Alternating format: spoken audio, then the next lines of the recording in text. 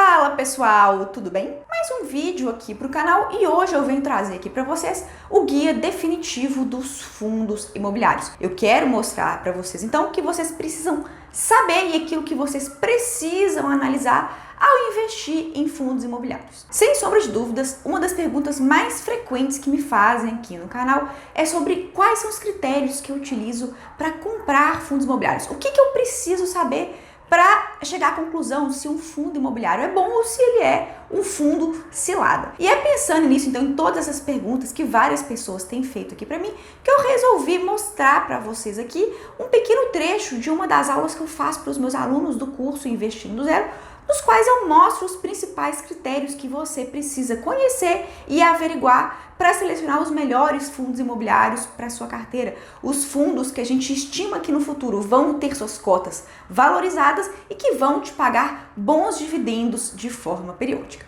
Então eu vou fazer essa análise lá no meu computador, mas antes de partir para a prática, eu queria dar aqueles recadinhos de sempre. Lembre-se de se inscrever no canal, de ativar o sininho e de dar um like nesse vídeo para sempre que vier um conteúdo novo por aí, você ser notificado em primeira mão. Além disso, não se esquece também que eu tenho uma conta lá no Instagram e que eu converso diariamente com os meus seguidores, posto várias dicas nos stories, então não deixe de me seguir por lá também. Combinado? Bora lá para a tela do meu computador. Então, pessoal, quero mostrar aqui para vocês o que vocês precisam saber para selecionar bons fundos imobiliários para sua carteira de investimentos. A gente sabe que fundos imobiliários são ativos de renda variável, ou seja, não há garantia nenhuma de quanto você vai ter de retorno no futuro.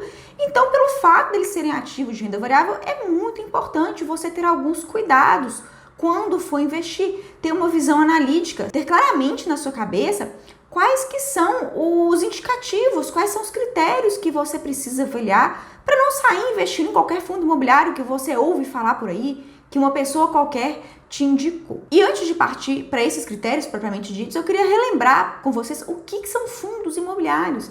E na verdade, fundos imobiliários são como se fossem uma espécie de condomínio, de reunião de investidores, nos quais várias pessoas se reúnem com o objetivo de aplicar seu dinheiro em negócios que estão atrelados a ativos imobiliários reais, né, que são propriamente prédios corporativos, hotéis, shoppings, galpões logísticos ou então papéis, títulos de dívidas que estão relacionados ao mercado, ao setor imobiliário. Então a gente tem que nos fundos imobiliários um determinado grupo de investidores quer aplicar seu dinheiro em negócios atrelados ao setor imobiliário e eles fazem isso por meio da ajuda de um gestor, que é uma pessoa especializada que fica por conta de selecionar esses ativos, comprar e vender esses tipos de imóveis que vão compor o fundo, ou então comprar e vender esses títulos de dívidas que vão compor, no caso, os fundos de papel. E para a gente, então, se tornar um desses investidores que se reúne nesse grupo, que compra cotas desses fundos imobiliários, é, sem sombra de dúvida, a gente analisar dois tipos de critérios. A gente precisa fazer uma análise sobre critérios qualitativos e uma análise sobre critérios quantitativos. E quando a gente fala, então, de analisar qualitativamente um fundo imobiliário, é muito importante a gente analisar no fundo se ele tem essas características aqui, no caso de fundos que são fundos de tijolo, fundos que têm em seu portfólio imóveis físicos.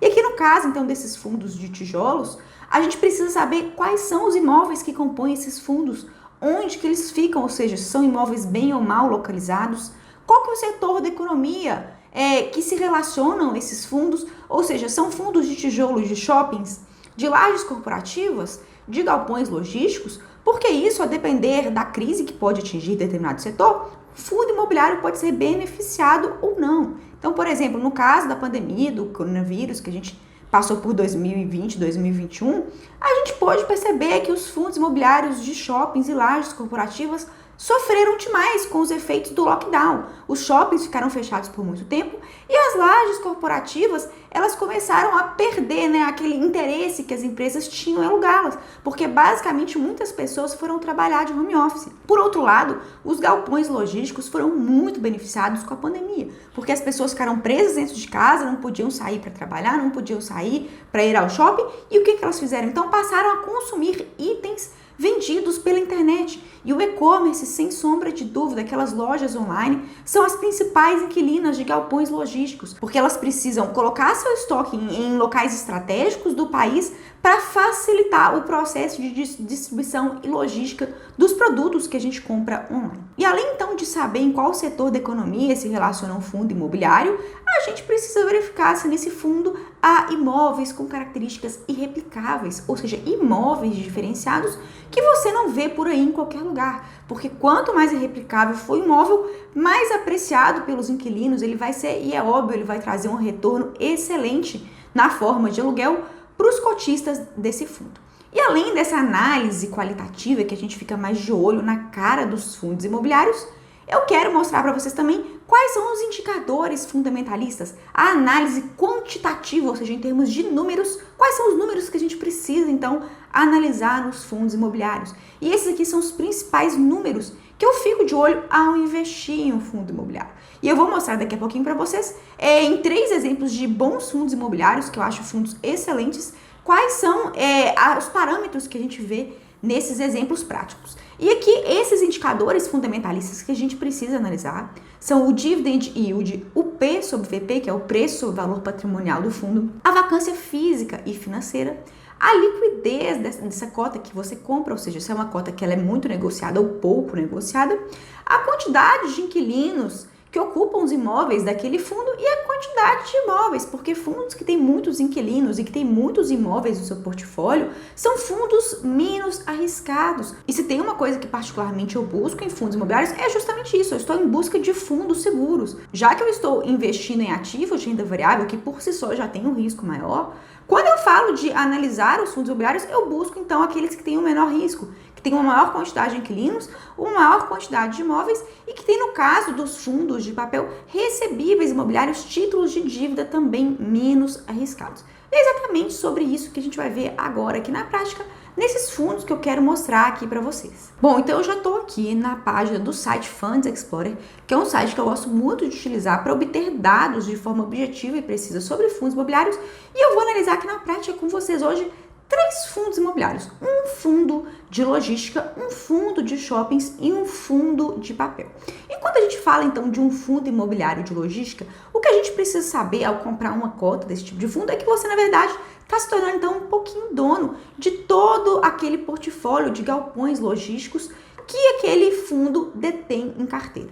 Então aqui no caso do VILG11 é um fundo de tijolo do tipo de logística. E o que a gente precisa perceber nesse fundo de tijolo são exatamente sobre esses números que tem aqui, né? Uma análise, então, quantitativa. E a gente pode ver que a liquidez diária desse fundo é uma liquidez satisfatória. Ele tem quase 14 mil negociações diárias em média. A gente pode ver que ele tem um dividend yield de 0,55%. E o que é isso, dividend yield? É o percentual do preço da cota daquele fundo que retorna para você periodicamente em termos de dividendos. Então, se hoje a gente tem que o VILG11 está sendo negociado a R$ 117,35, a gente sabe que no último mês 0,55% desse valor aqui retornou para o cotista em dividendos. E, consequentemente, então, em termos brutos, o último rendimento desse fundo, então, foi de 60 centavos. Se você tinha, então, uma cota de VILG11, você teve uma distribuição de dividendos de 60 centavos. E é claro que se você tiver mais cotas, você vai ter um rendimento muito maior proporcional ao número de cotas que você tem. Outra coisa importante para você analisar é o patrimônio líquido desse fundo e o preço sobre valor patrimonial, que é um indicador muito interessante e muito estratégico para você saber se um fundo imobiliário ele está caro ou barato. Aqui a gente tem que o VILG11 é um fundo imobiliário robusto, ele tem quase 2 bilhões de reais em ativos imobiliários e a gente consegue ver que a relação preço sobre valor patrimonial desse fundo está em 1,03%. Ou seja, se você dividir o preço da cota pelo patrimônio líquido por cota desse fundo, você vai chegar a essa razão de 1,03%. Ou seja, é um fundo que está sendo negociado com preço muito próximo ao do seu valor patrimonial. Eu gosto sempre de comprar fundos de tijolo que tenham uma relação preço sobre valor patrimonial de até, no máximo, 1,3%. quanto menor, melhor, e quanto próximo a 1 ou abaixo de 1, isso é um indicador, então, que esse fundo está sendo negociado sem nenhum tipo de ágio sobre o seu valor patrimonial, e se ele está sendo negociado abaixo de 1, ele está sendo negociado a um patamar extremamente barato, a um patamar descontado, abaixo, então, do seu valor patrimonial. Então, no caso de fundos de tijolo, é um critério absoluto que eu utilizo não comprar fundos de tijolo com P sobre VP superior a 1,3. E é claro que quanto menor esse P sobre VP, melhor para aquele cotista que está adquirindo aquele fundo naquele momento. E no caso aqui do VILG11, é muito importante a gente analisar alguns indicadores que o próprio Funds Explorer nos mostra, que aqui no caso, então, são aqueles indicadores qualitativos que falam sobre a qualidade dos imóveis. Então a gente pode perceber que o VILG11 tem 15 galpões logísticos divididos em 6 estados, aqui são 6 estados, e aqui parte aquela questão que a gente fala de que quanto mais ativos, mais seguro é o fundo, e a gente pode perceber que a maior parte desses galpões está localizado aqui entre São Paulo e Minas Gerais, mais precisamente no município de Extrema. E essa localização aqui é extremamente interessante, gente, para os galpões logísticos por 2 motivos. Principalmente porque a cidade de Extrema, ela tem um histórico de conceder isenções tributárias para os galpões logísticos que lá se localizam. Então isso aqui é um indicativo de inteligência tributária do gestor do fundo, que escolheu aqueles imóveis naquela região por causa disso, principalmente porque essa região aqui, ela é geograficamente muito estratégica, porque ela está perto dos principais polos consumidores do país, que são os estados de São Paulo, Rio de Janeiro, Minas Gerais e Paraná. E descendo mais aqui um pouco abaixo no próprio site do Funds Explorer, a gente pode ver quais são esses imóveis aqui que esse fundo tem em carteira. Então a gente pode ver que basicamente são galpões logísticos situados em São Paulo e na cidade de Extrema, em Minas Gerais. E vindo aqui mais adiante para o relatório fornecido pelo gestor, e é muito importante a gente sempre analisar os relatórios que são fornecidos periodicamente pela gestora dos fundos imobiliários, a gente pode perceber que o VILG11, ele tem uma taxa de ocupação média extremamente boa, ou seja, ele tem uma vacância muito reduzida. Aqui a gente pode ver por esse trecho do gráfico que o VILG11 está com uma vacância muito baixa, né? Uma taxa de ocupação média de 99,6%, ou seja, uma vacância de apenas 0,4% dos seus imóveis. Uma vacância muito pequena se comparada à média do mercado daquele mesmo setor. Além disso, a gente vê que tem uma inadimplência muito reduzida, o que é bom para o cotista, porque isso impacta, né, de forma muito pequena os dividendos, né, e a performance desse fundo imobiliário no mercado. E um ponto interessante que a gente pode ver aqui, gente, é o número de inquilinos desse fundo. A gente vê que tem mais de 50 inquilinos e isso é muito bom, porque caso esse fundo venha ter algum problema com algum tipo de inquilino, você tem vários outros inquilinos que vão continuar gerando renda, sem oferecer um risco adicional para esse fundo. A gente vê que temos como inquilinos Tok, Ambev, L'Oréal, Privalha e várias outras empresas, né, que têm e-commerces muito bem fundamentados, estabelecidos hoje no nosso mercado do varejo. E além disso, é interessante a gente ver que tem contratos típicos e atípicos, e a maior parte desses contratos, ele é típico. O que é isso, um contrato típico e atípico? Quando a gente fala de contratos atípicos, geralmente eles estão atrelados àqueles imóveis que eles têm características que foram construídas exatamente para aquele inquilino. E como o fundo, então, teve um gasto significativo para adequar aquele imóvel àquele inquilino, geralmente ele faz contratos atípicos, que no caso daquele inquilino romper aquele contrato antes do vencimento, ele vai ter que pagar uma multa muito pesada, que na verdade ele vai ter que pagar a totalidade dos aluguéis devidos até a data de vencimento, o que dá uma segurança muito grande para o fundo quando ele aluga aqueles imóveis que ele teve que fazer investimentos, que ele teve gastos para se adequar às necessidades do inquilino. E outros contratos aqui, né, na faixa de 80%, são contratos típicos, que são aqueles que geralmente o inquilino ele tem que pagar uma multa em caso de rescisão antecipada de 3 a 6 meses em média de aluguel. E aqui a gente tem outro dado muito importante, gente, que é o tempo médio de vencimento dos contratos do VILG11, e é um tempo médio relativamente curto, de 4 anos. E por que ter um tempo médio de vencimento de contratos de 4 anos é interessante? pelo seguinte, a gente está passando por um momento muito grande de expansão do nosso e-commerce, das vendas online. E a cada ano que passa, então, esses galpões logísticos que não são construídos do dia para a noite, demora para se construir um galpão logístico, os que a gente tem hoje no mercado, eles vão se tornando cada vez mais valorizados ante a oferta limitada e a crescente demanda. E o que a gente pode concluir, então, é que tendo contratos vencendo mais cedo, a gente pode perceber que esse fundo ele vai ter a oportunidade de reajustar os seus contratos assim que eles vencerem, conseguindo então obter maiores ganhos com esses contratos que vão ser firmados no futuro. E por isso um dos grandes motivos que eu gosto do VILG11 é por ter contratos com tempo de duração médio um pouco menor que a relação aos demais fundos desse mesmo tipo do mercado. E a gente pode perceber também que os contratos de aluguel aqui do VILG11, 39% são indexados ao IGPM e 61% indexados ao IPCA,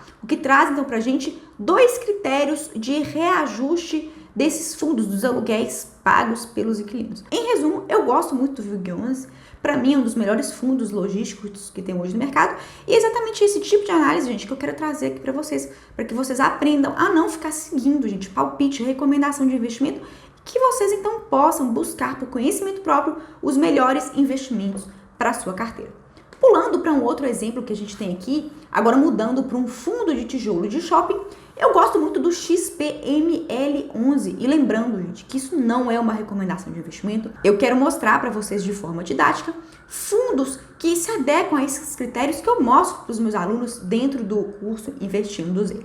E aqui no caso de XPML11, um fundo de tijolo que tem imóveis do tipo shopping centers, a gente vê que ele está sendo negociado, gente, com um preço sobre valor patrimonial abaixo de 1, ou seja, abaixo do seu valor patrimonial. Ele está sendo negociado com um desconto em cima de todo aquele patrimônio que compõe aquele fundo, indicando que é um fundo que está com um preço muito bom. A gente pode perceber que ele tem uma liquidez muito boa, próxima a 30 mil negociações diárias, e que ele pagou no último mês um dividend yield de 0,48%. Ou seja, 0,48% do preço da cota foi revertido para o seu cotista, resultando então em um rendimento de 52 centavos por cota. Descendo mais aqui embaixo, a gente pode perceber quais são os imóveis que compõem o XPML11. Aqui a gente tem então 13 ativos distribuídos em 6 estados e a gente pode perceber, quem é de São Paulo sabe do que eu estou falando, que o XPML11 tem 2 shoppings que, ao meu ver, têm características irreplicáveis, são 2 imóveis muito qualificados, que são o Catarina Fashion Outlet e o Shopping Cidade Jardim, que também compõe o portfólio desse fundo imobiliário. E por que o Catarina Fashion Outlet e o Shopping Cidade Jardim são imóveis com características irreplicáveis? Isso, gente, porque o Catarina Fashion Outlet, se vocês conhecem, quem é de São Paulo vai entender, ele é um imóvel que a gente praticamente não tem nada igual aqui no Brasil. Ele é um outlet que foi construído nos moldes dos outlets americanos. Quem já foi nos Estados Unidos conhece. Isso daqui é uma foto do Catarina Fashion Outlet e ele é um shopping a céu aberto ao molde dos shoppings americanos que a gente vê lá nos Estados Unidos. E é um shopping que não tem nenhum tipo de concorrente à altura aqui hoje no Brasil.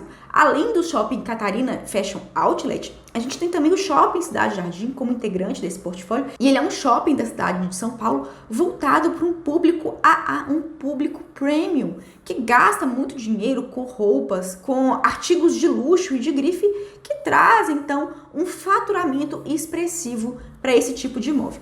E o que eu gosto de avaliar no XP, que eu quero mostrar aqui para vocês por meio do relatório gerencial desse fundo, são alguns indicadores que a gente vê aqui nessa página do relatório. A gente pode ver que as vendas por metro quadrado estavam muito baixas aqui, né, em meados de 2020, impactados pela crise do coronavírus. Em dezembro houve, né, uma retomada franca do setor. Teve uma nova queda aqui com a segunda onda da crise causada pelo coronavírus. Muitos shoppings voltaram a fechar no início de 2021, mas agora, com o último dado aqui fornecido de maio de 2021, a gente viu que esse fundo imobiliário conseguiu ter um faturamento, né, um número de vendas por metro quadrado excelente e que chegou a patamares próximos ao do mês de dezembro, que geralmente é o melhor mês para os fundos imobiliários de shoppings em virtude das vendas do Natal. E a gente pode ver que, felizmente, a inadimplência desse fundo, que é marcada aqui por essa linha em azul escuro, ela teve um pico aqui em junho, mas felizmente ela se reduziu a um patamar de 8,8% em maio de 2021. Esse fundo conseguiu manter sua inadimplência reduzida, né, do início do ano para cá, com uma vacância relativamente pequena em se tratando de fundos imobiliários de shoppings, que é uma vacância de apenas 6%. O que é interessante a gente ver aqui por esse indicador NOI, que quer dizer Net Operating Income, que é o que? O faturamento, né? O resultado, a receita de operações desse fundo, que a maior parte das receitas dele vem do Catarina Fashion Outlet e do Shopping Cidade Jardim, que são exatamente os imóveis que têm as maiores características irreplicáveis, que são, ao meu ver, os imóveis, então, que são a maior preciosidade desse fundo imobiliário. E aqui é importante a gente ver também que ele tem uma diversificação regional, ou seja, 62% dos shoppings desse fundo estão na região sudeste, mas ele tem uma parte expressiva de imóveis na região nordeste e na região norte. E isso é muito bom, porque caso haja alguma crise que atinja em cheio um determinado setor, né, uma determinada região do país, a gente tem outras regiões aqui que podem ajudar a não atingir de forma contundente os resultados desse fundo. E depois de falar do XPML11, eu quero falar então de um fundo de papel que é o PLCR11. E o PLCR11, então, como o nome já diz, é um fundo de papel de recebíveis imobiliários e assim como o XPML11, ele está sendo negociado abaixo do seu valor patrimonial. Quando a gente fala de fundos de papel, eu dou preferência para investir em fundos de papel que tenham uma relação preço-valor patrimonial inferior a 1,1. E o PLCR11, ele se destaca por estar dentro desse parâmetro. Além disso, vocês podem perceber que ele paga um dividend yield de quase 1% no último mês, ou seja, praticamente 1% do valor da cota foi revertido para o cotista em dividendos, sendo que o último rendimento pago, então, foi de 85 centavos por cota, o que é um dividend yield muito bom, de quase 1% ao mês. E quando a gente fala de fundos de papel, é muito importante a gente analisar, e esse aqui é um dos relatórios gerenciais desse fundo, é muito importante a gente analisar quais são esses tipos de dívidas que compõem esse fundo de papel. E aqui no caso, a gente pode ver que a maior parte das dívidas que compõem esse fundo, o PLCR11, são indexadas ao IPCA e são indexadas à taxa Selic.